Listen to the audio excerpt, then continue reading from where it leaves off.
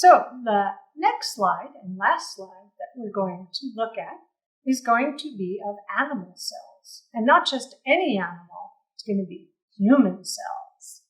And not just any human, it's going to be my cells. I am going to use one of these nice individually wrapped toothpicks, if I can get it out.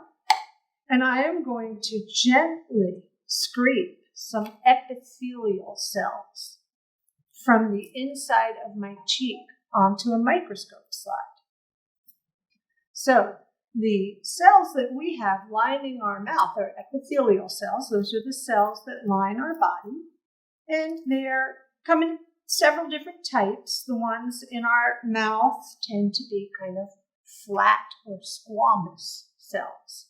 So this is not that hard to do. I'm going to gently rub this on the inside of my mouth, and that will loosen some of the cells onto the toothpick. I'm going to roll them around on the slide with a little drop of saline solution so that we can prepare a slide to look at under the microscope. If we get lucky, we might find some little bacteria cells that are also in my mouth, and hopefully we won't get so lucky that we find any food. Okay, here we go. So,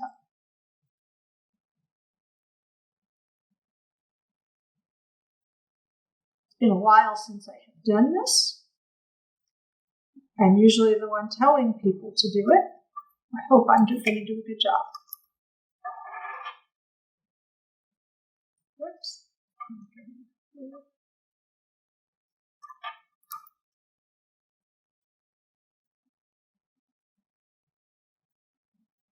All right, cover slip.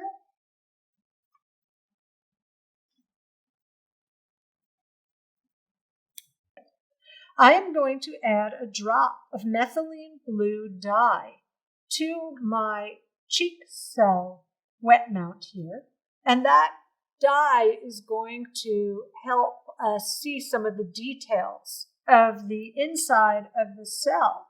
So I have a drop here. This is a really pretty dye. I'm going to put a drop on the edge of the slide on one side of the cover slip, and then I'm going to put a little paper towel on the other side, and I'm going to sort of gently try and wick the dye across the slide. Let's see if I can make that happen a little faster. All right, so the blue is slowly moving down the slide. Eventually it will fill the entire thing. And then I will see you again when we have this under the microscope and you can look at my cheek cells.